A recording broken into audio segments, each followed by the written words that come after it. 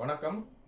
இந்த நீ ஜாயிண்ட்டை பொறுத்த வரைக்கும் இயற்கையாக வயசாகும் பொழுது, அது எனக்கா இருக்கலாம், உங்களுக்கா இருக்கலாம், ஒரு 50 வயசு, 60 வயசு, 70 வயசு ஆகும் பொழுது இந்த முக்கியமான ஸ்ட்ரக்சர்ஸ் எல்லாமே இதுல முக்கியமா இந்த மெனிஸ்கஸ் என்று சொல்லக்கூடிய குஷனிங் ஸ்ட்ரக்சர் அதனுடைய ஹைட்ரேஷன், அதாவது நீர்ச்சத்து குறைய ஆரம்பிச்சிடும். இயற்கையாக அதோட வாட்டர் கண்டென்ட் குறைஞ்சு ட்ரை ஆக ஆரம்பிச்சிடும்.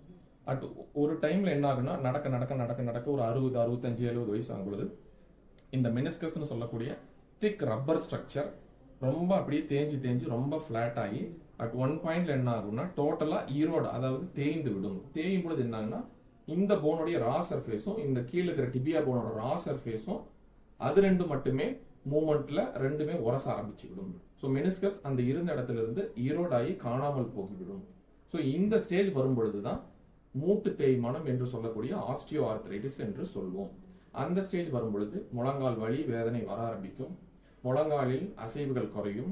சில சமயங்களில் நமக்கு வலி தாங்க முடியாமல் நடக்க முடியாமல் முட்டி வளையவும் ஆரம்பிக்கும். இதற்கு பேர் தான் ஆஸ்டியோ ஆர்த்ரைட்டிஸ் என்று சொல்லக்கூடிய விஷயம்.